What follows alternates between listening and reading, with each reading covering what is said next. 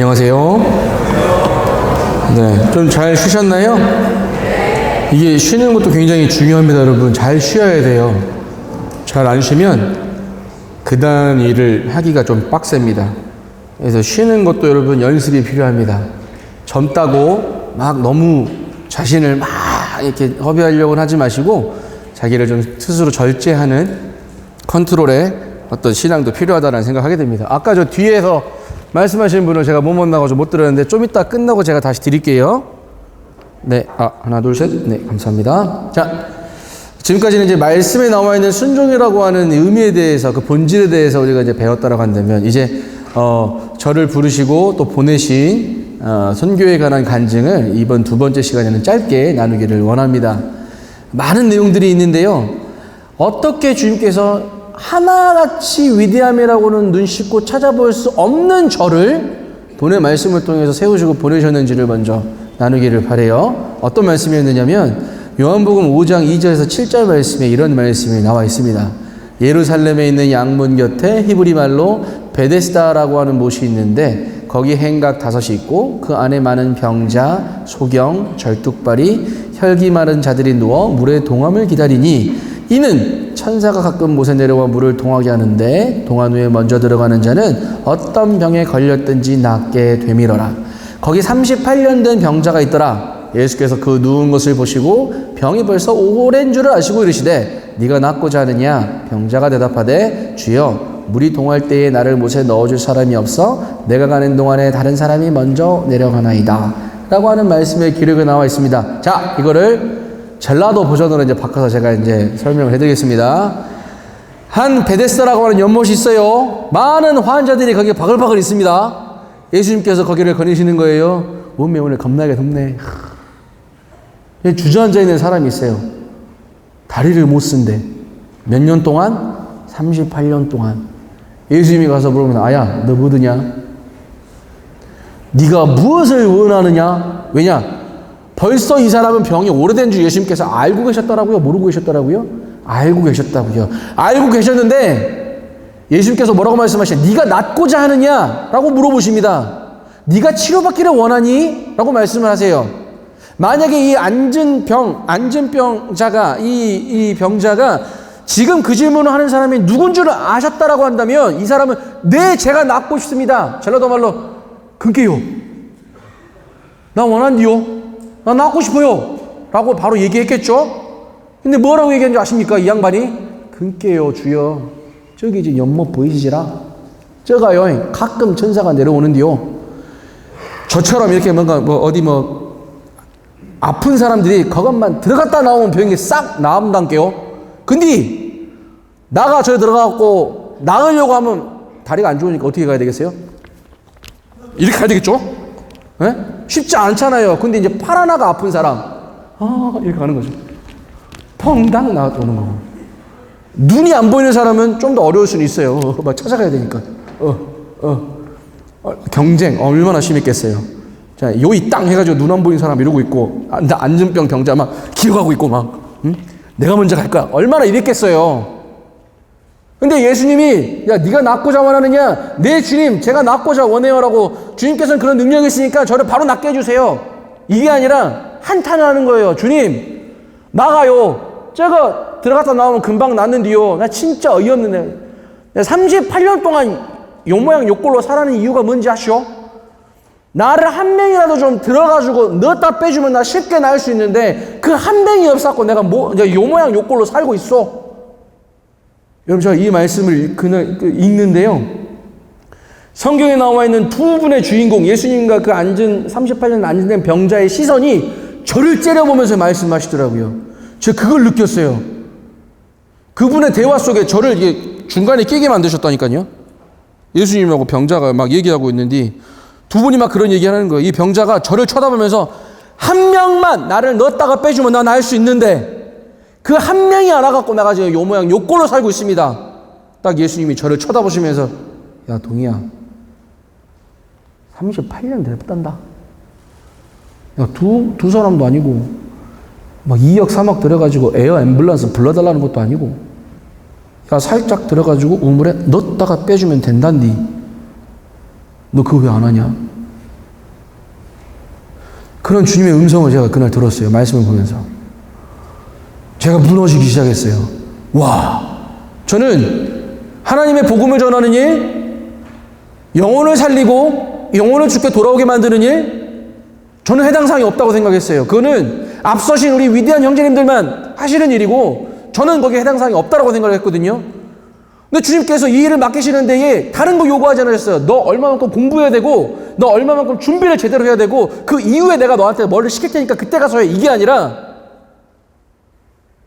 지금 필요한 사람이 여기 지금 있고 필요를 하고 있고 그 필요를 채우기 위해서 내가 너를 쓰고 싶고 너 무슨 문제 때문에 지금 당장 안 하는 거야?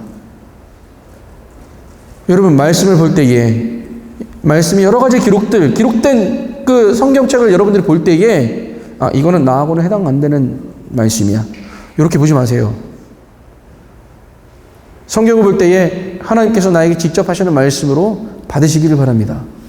아 이거는 우리 장로님들한테만 해당되는 거. 아 요거는 우리 교회 일꾼 누구에게만 해당되는 거. 난 아직 멀었어. 그 이유를 계속 이제 외부에서 찾죠. 난 아직 나이가 어려서, 난 아직 배운 게 없어서, 난 아직 경험이 모자라서, 난 구원받은 지 얼마 되지 않았어. 나 하나님 섬기려고 아직 선언도 안 했어. 나 아직 어리고. 그래서 그런 조건을 많이 걸죠. 그래 내가 좀 대학교 생활만 이것만 좀 마무리되고 정리만 되면 내가 직장 생활에서 내가 독립할 수 있을 정도만 되면 내가 그때 가서 내가 이제 이런 일들을 해야지. 아, 내가 결혼하면 해야지.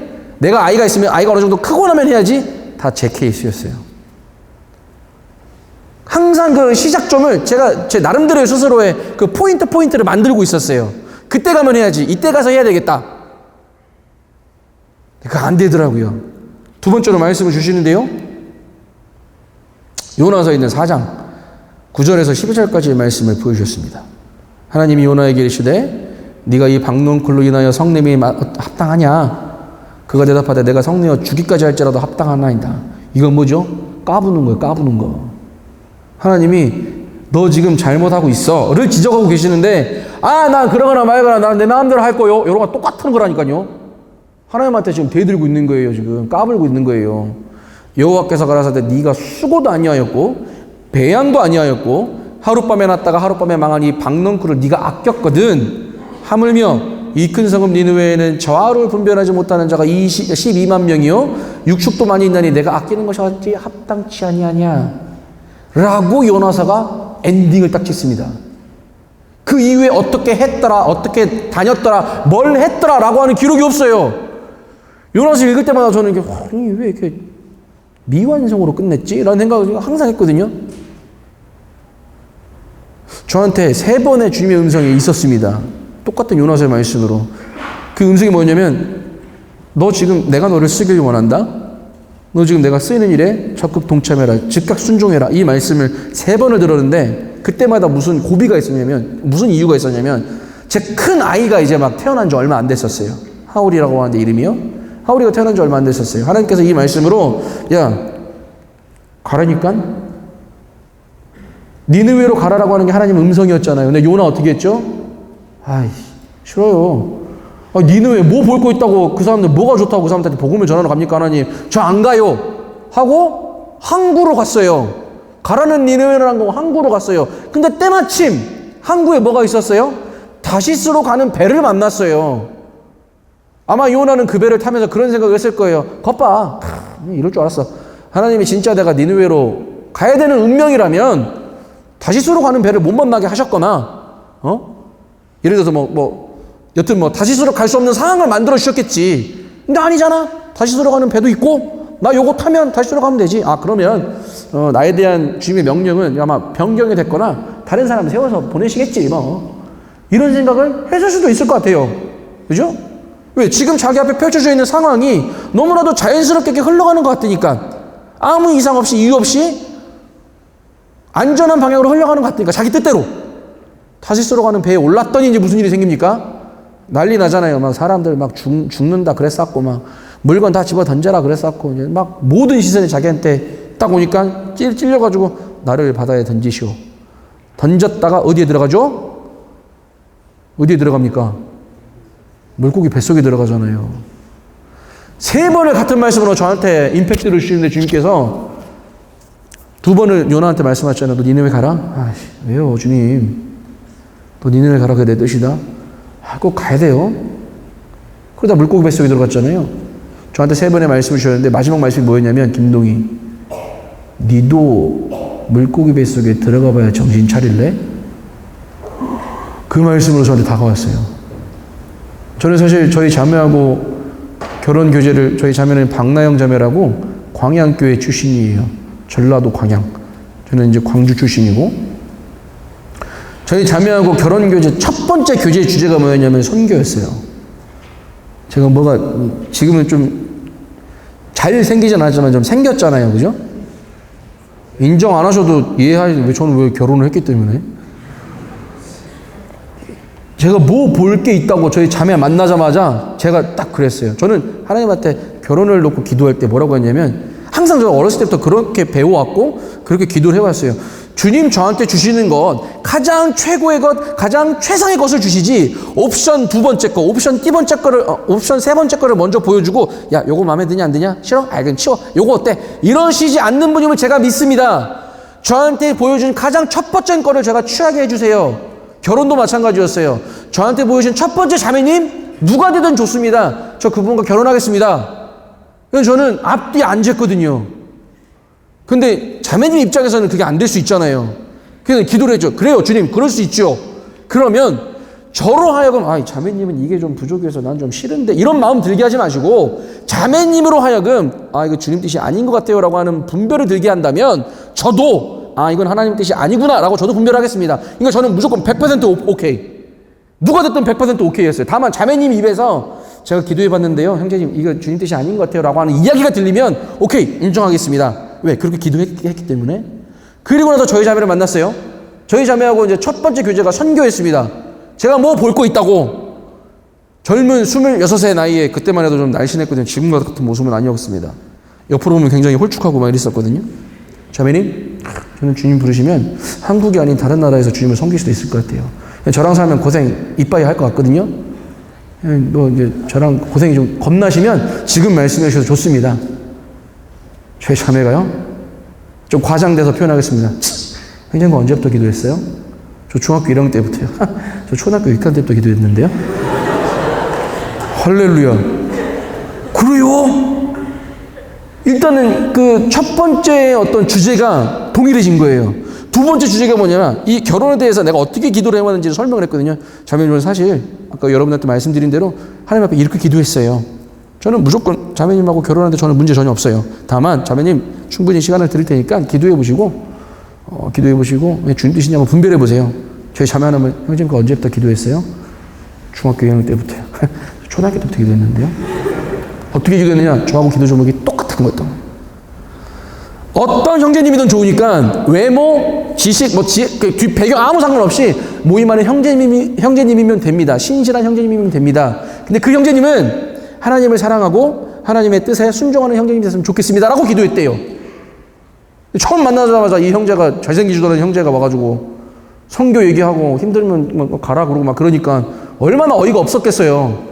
근데 자기가 기도했던 기도의 내용을 생각해보니까 이 사람이 맞는가 보다 하고 결혼을 했어요. 다른 거 안 봤거든요. 저희 교제한 기간도 길지 않았습니다. 길지 않았어요.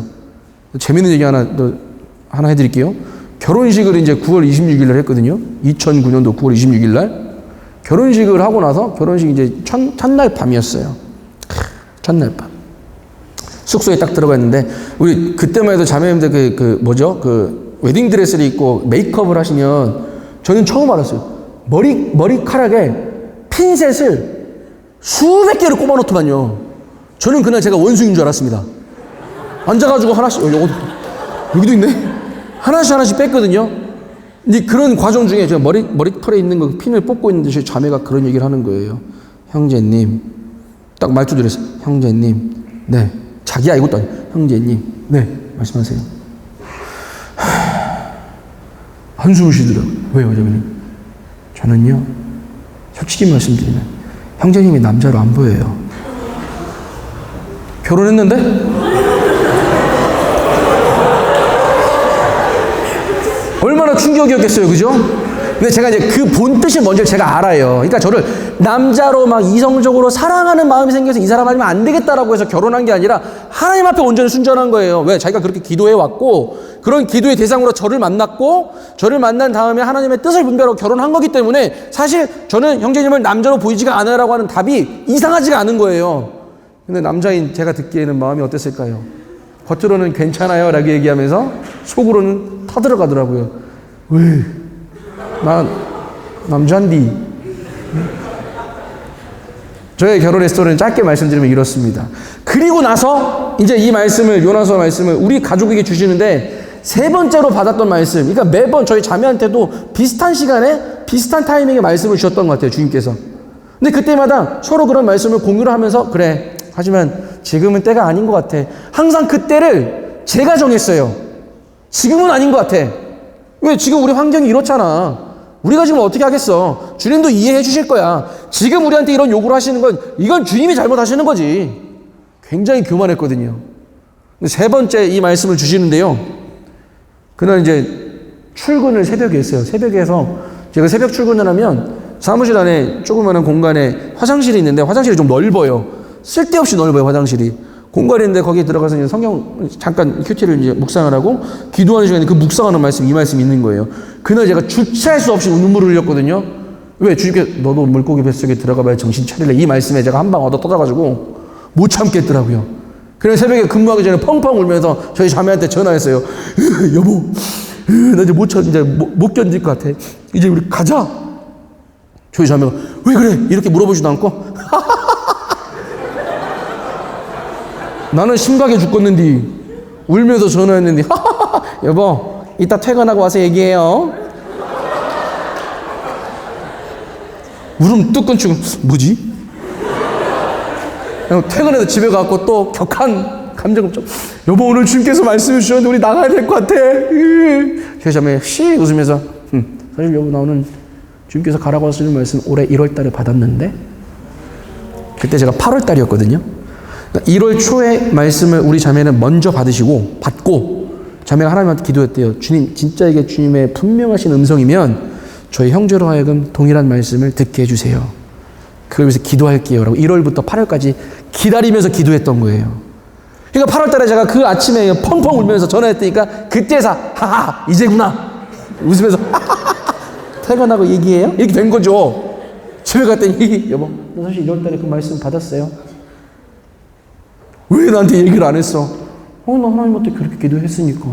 주님 분명한 뜻이면 우리 형제도 동일한 음성 듣게 해달라고. 그게 오늘이네. 그날 모든 간증이 다 클리어하게 이제 다 된 거예요. 다 정리해서 가족들한테 이제 또 얘기해야 되잖아요. 근데 그때는 그런 담대함이 생겼어요. 이거를 해야 될까? 말아야 될까? 가야 될까? 가지 말까? 동의를 구하는 차원이 아니었어요, 이제는. 제가 이제 탁 타이핑을 해가지고 선교 결정 간증문을 A4 8장으로 만들었습니다. 쫙 처음부터 결혼에 관한 이야기부터 해서 어떤 내용으로 기도를 해왔고 쫙 적어가지고 결론 이렇게 해서 주님의 말씀에 이렇게 분별을 해서 저희는 갑니다. 통보서였어요. 통보서. 그걸 들고 당진에 살았거든요.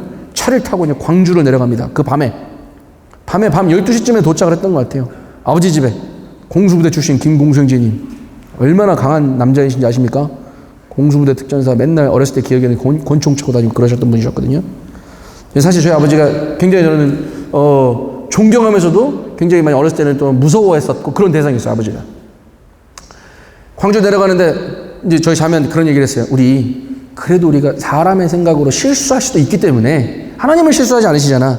근데 우리가 잘못 분별한 것일 수도 있기 때문에 가족 중에 한 명이라도 더 기도해보자 라고 하거나 지금은 아닌 것 같다라고 말씀을 하실 때에는 우리가 이 부분에 대해서 다시 한번 묵상을 해보는 게 좋을 것 같다. 분별을 다시 해보자. 그러고 차를 타고 내려갔어요. 아버지를 딱 앞에 모셔다 놓고 12시니까 피곤하실 거 아니에요. 저희 동생도 그때 결혼하기 전이었고 남동생 하나 있는데 자 가족들 다 나와보세요. 거실에 그 밤에 12시에 다 불러 모아가지고 A4 용지 출력한 거 8장짜리를 3부를 뽑아서 나눠줬어요. 읽어보세요. 읽고 있는 중에 제가 그랬습니다. 아버지 어머니 잘 들으세요. 저 아버지 어머니한테 갈까요 말까요 물어보러 동의 구하러 온 것도 아니고 하나님이 가라고 하셔서 저 간다라는 거 통보하러 왔습니다. 통보문이니까 읽어보세요. 다 앉아서 조용히 읽으시더라고요. 다 읽으시고 아버지 어머니가 그래 기도할게. 언제 갈 거니? 라고 말씀하시더라고요. 누구 하나도 야, 왜 갑자기 뭐 이랬어 저랬어 이런 얘기 안 하시는 거예요. 주님 가라고 하셨으면 가야지. 이런 말씀을 듣게 하시는 거예요. 오케이. 우리 광주집은 오케이. 두 번째 광양제 처갓댁. 우리 광양 처갓댁 우리 장인어른 딱 보면 장비상입니다. 눈썹이 이렇게 장비상이에요. 제가 어렸을 때 청년 때에도 우리 자매 나중에 장인어른 될 거라고 생각도 못 했거든요.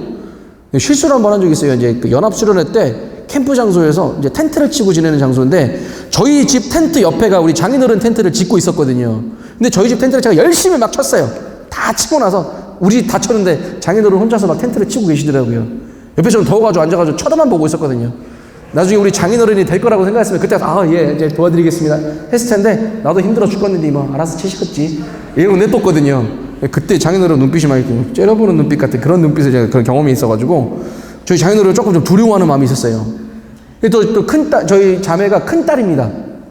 눈에 넣어도 아프지 않을 큰딸. 그냥 고생시키는 거, 딸 가진 부모님들은 아실걸요? 저도 딸은 안 가져가서 잘은 모르겠지만, 딸 가진 부모님들은 사위가 와갖고 딸 데려가 고생시킨다라고 얘기 들으면, 누구가, 그래, 고생 이빠이 하라. 말씀하실 분 아무도 안 계실 거예요. 그죠? 어떻게 하면 더 편안하게 살게 해줄까를 고민하시는 분들이시지, 저는 이제 광주집은 해결이 됐고, 그 문서를 그대로 들고, 광양 이제 처갓댁을 찾아갔어요. 근데 가는 길에 저 속으로 걱정이 되더라고요. 야, 아버지, 한 말씀 하시면 어떡하지? 야, 헛소리하고 앉아서 이런 말씀 하시면 어떡하지? 근데 또 그 만남의 장소가 어디냐? 누가 또 상을 당해가지고 장례식장이었어요. 분위기 완전히 망한 얘기를 꺼내기가 좀 애매모호한 그런 장소였거든요. 장례식장, 로비에 딱 가가지고, 아버지, 저 왔어요. 잠깐만, 어머니랑 잠깐만 좀 드릴 말씀이 있어요. 뭐냐? 딱 앉으셨어요. 근데 다른 거 없죠. 그리스도인들에게는 그리스도인들에게도 깡이 있습니다. 깡. 주님을 섬기는 데 있어서 깡이 없으면 안 돼요. 담대하게 아버지 어머니 똑똑하게 아버지 어머니 저 주님께서 보내주셔서 이제 저 복음 전하러 나갈 겁니다. 통보하러 왔습니다. 읽어보세요. 뒤에는 식은땀 줄줄 흘리고 있으면서 막 읽어보세요. 아버지 다 읽으시더라고요. 다 읽고 나서 우리 아버지 우리 와이프처럼 언제 나갈래? 야 나는 한 작년이나 재작년쯤 나갈 줄 알았더만 천천히 나간다. 전라도 분이시거든요. 누구 하나도 저한테 노라고 말씀하시는 분이 없었던 거예요.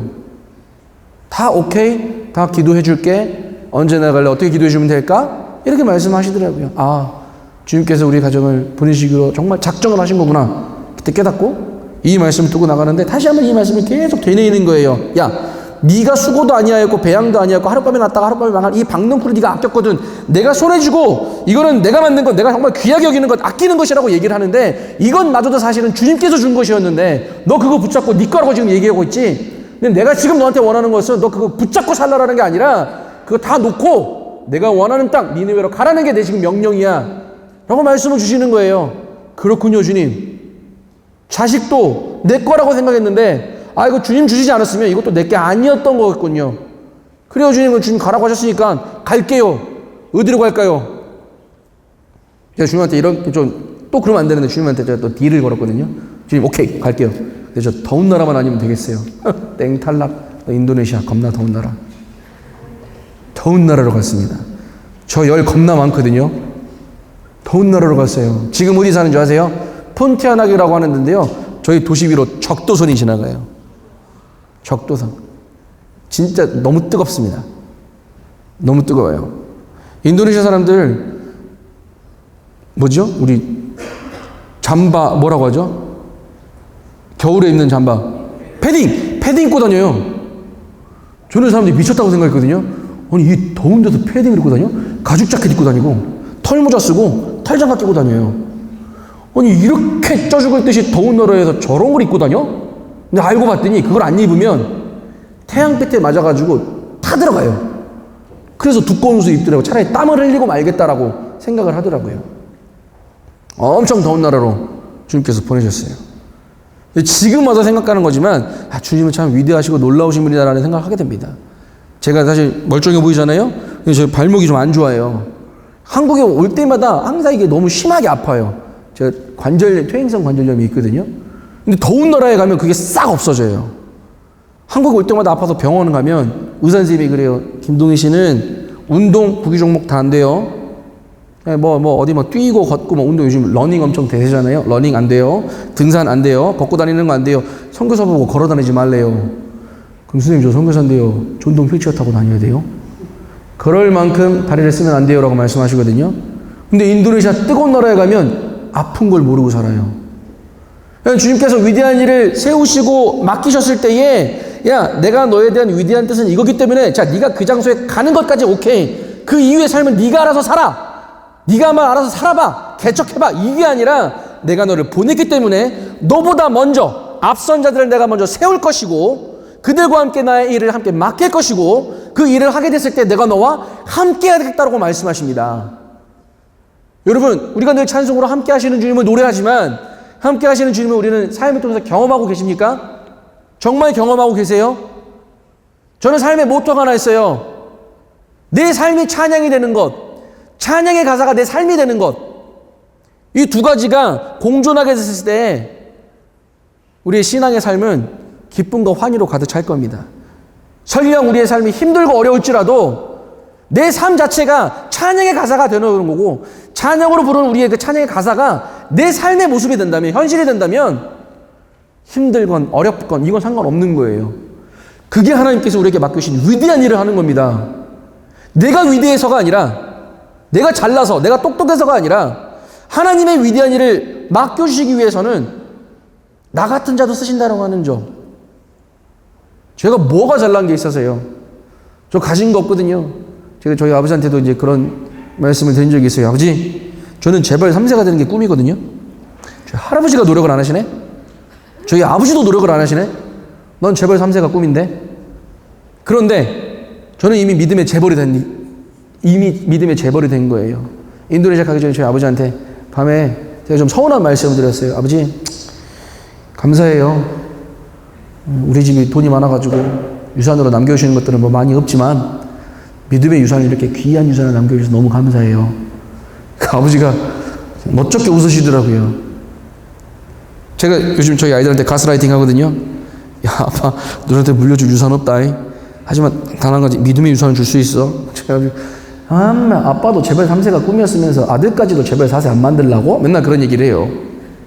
그거는 이제 할아버지 때부터 노력 안 해서 그렇다. 이제 얘기를 가스라이팅을 하는데, 그래도 그게 어디예요? 두쫑꾸 사주는 아빠가 얼마나 귀한 아빠인데, 그죠?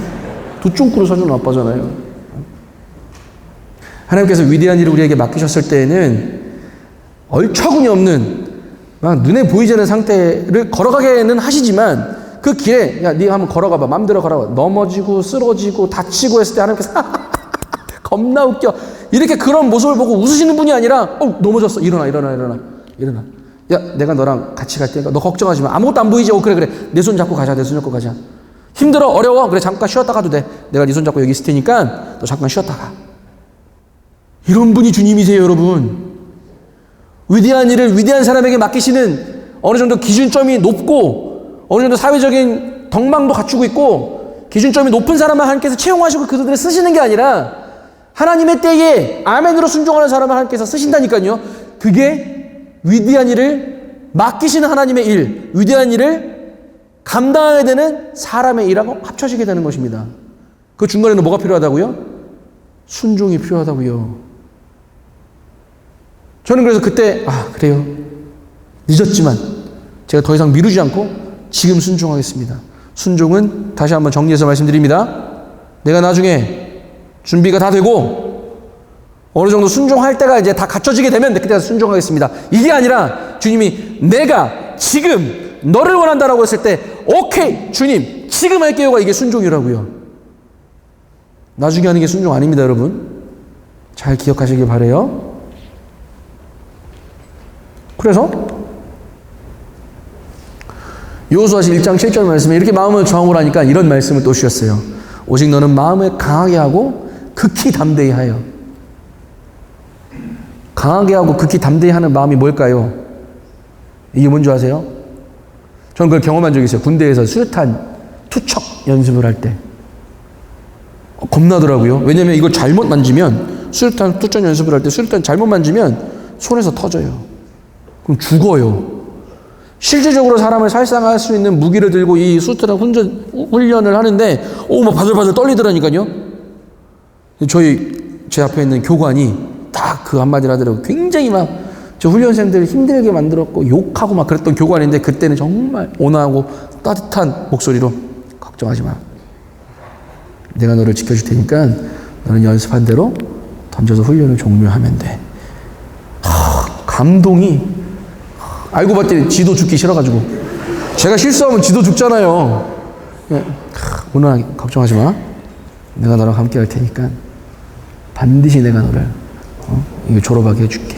성경에 보면 반드시라고 하는 단어가 몇 번 나오거든요. 반드시 내가 너를 이렇게 하겠다. 반드시 내가 너를 이렇게 하겠다. 그 반드시라고 하는 단어는 어떤 상황에서도 라고 하는 단어와 의미가 대등합니다. 어떤 상황에서도 우리 주님께서는 저와 여러분의 손을 놓지 않으세요. 마음을 강하게 하라. 9절 말씀에 내가 너에게 명한 것이 아니냐. 마음을 강하게 하라. 담대하라. 두려워하지 말며 놀라지 말라. 네가 어디로 가든지 네 하나님 여호와가 너와 함께하느니라.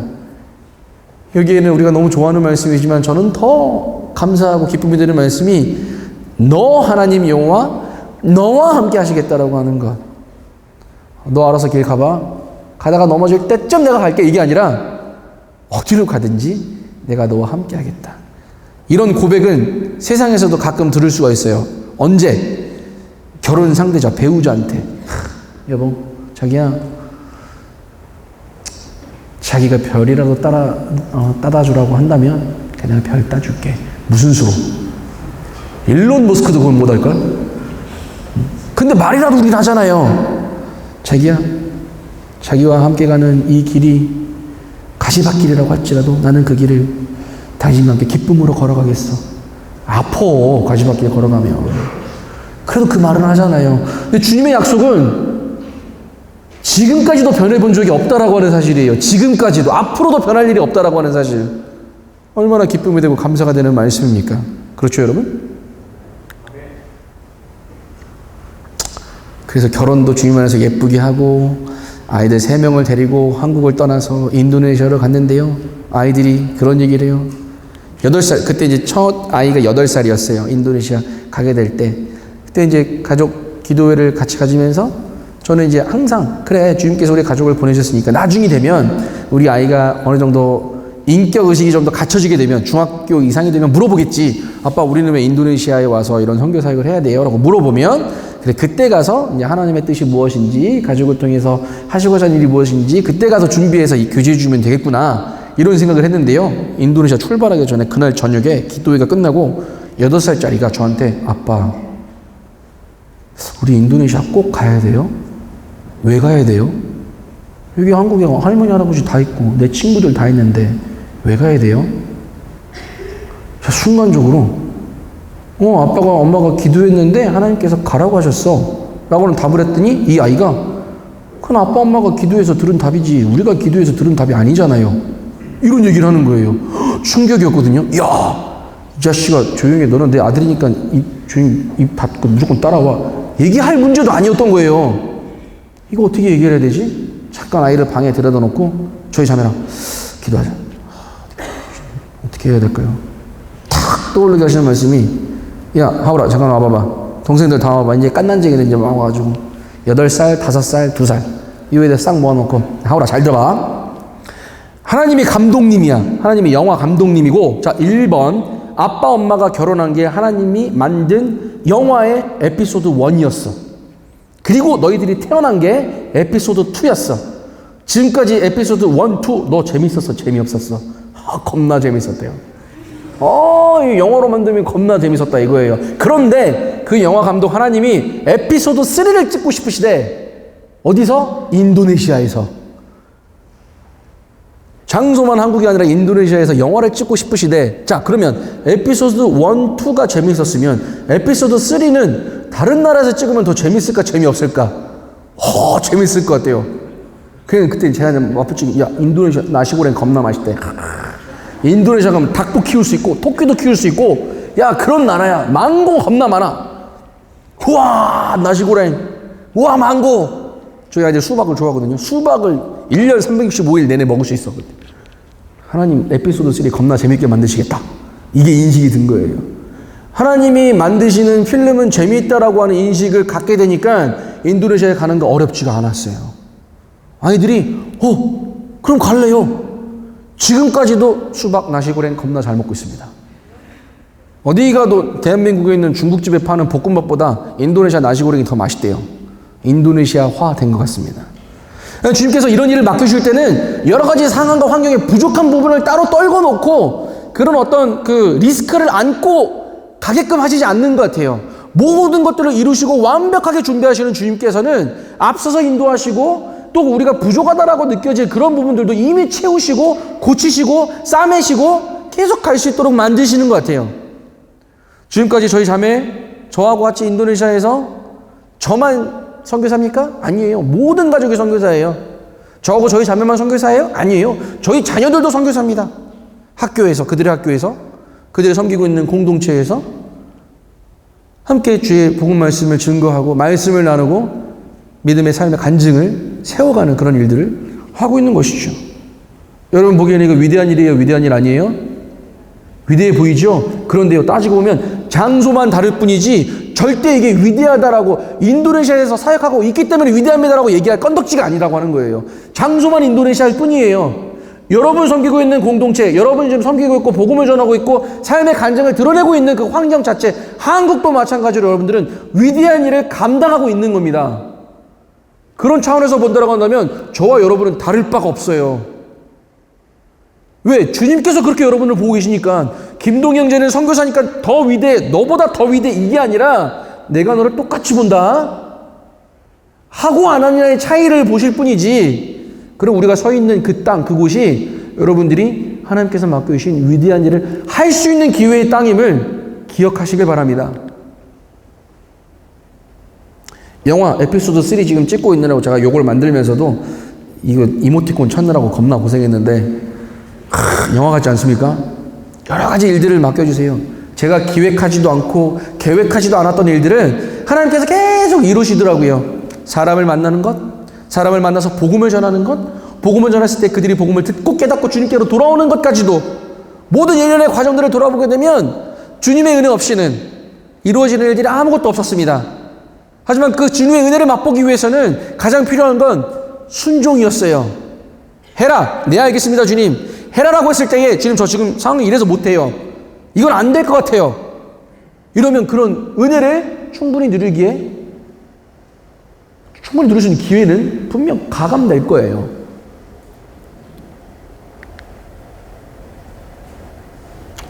작년 10월 달에 저희 폰티아나 찌트라라의 교회에서 6, 7년의 현지 교회와 사역을 마치고 이제 폰티아나게라고 하는 적도의 땅으로 돌아가서 그 땅에서 이제 모임을 개척을 하고 이제 주님을 섬기고 있습니다. 지난 10월 달에 첫 번째로 침례식을 베푸는 장면이었어요. 너무나도 놀라운 간증들이 있습니다. 저희 교회에 나오는 청년 한 명이 있어요.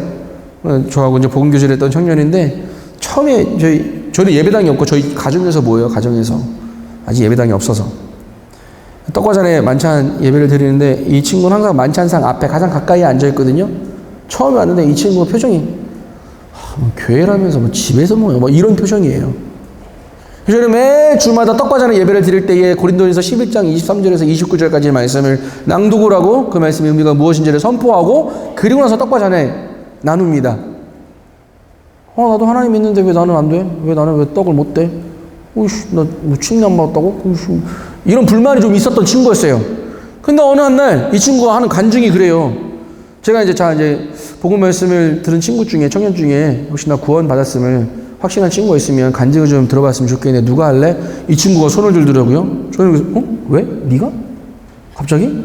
진짜? 간증을 하고 싶대요. 구원을 확신한 간증을 하고 싶다 그러는 거예요. 그럼 들어보자.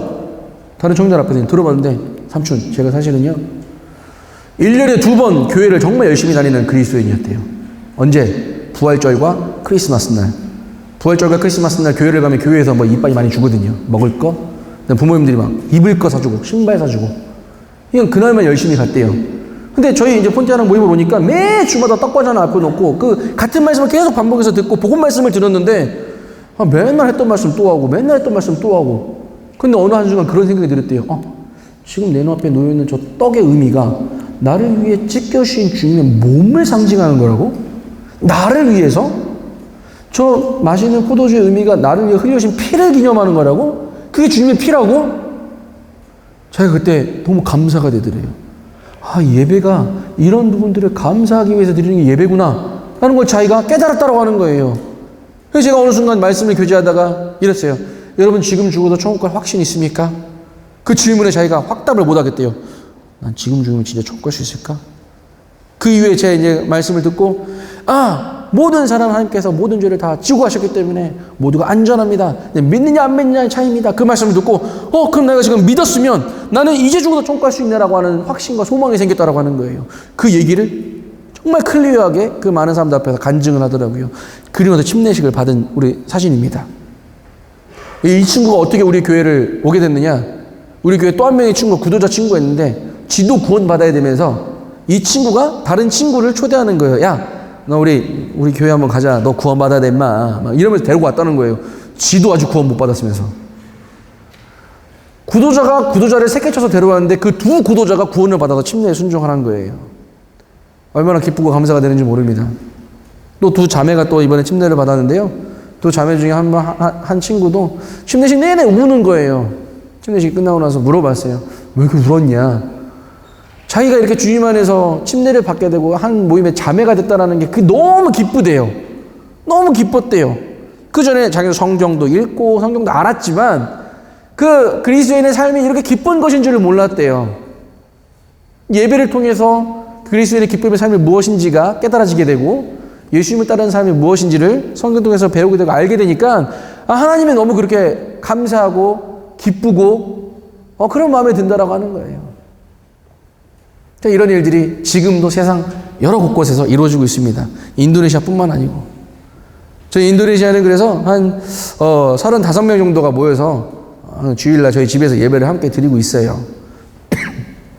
여러 가지 아직도 부족한 부분 많고 아직도 우리가 기도로 이겨내야 될 그런 일들은 많이 있지만 그래도 주께서 항상 채우시고 이끌어 가시는 모습을 보게 됩니다.